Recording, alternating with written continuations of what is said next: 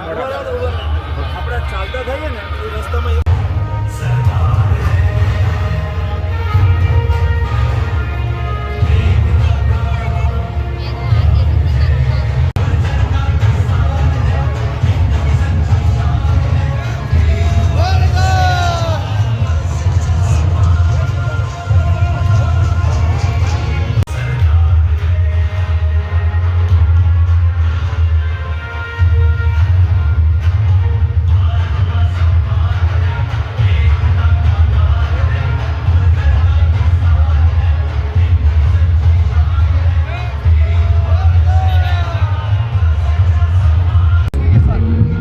આજે unity March Vadodara મહાનગરની અંદર બીજો દિવસ અને આપ જોઈ શકો છો કઈ રીતે વિવિધતામાં એકતાનો સંદેશો લઈ એક ભારત શ્રેષ્ઠ ભારત આત્મનિર્ભર ભારતનો સંદેશો લઈ અને તમામ નગરજનો સાથે જોડાયા છે.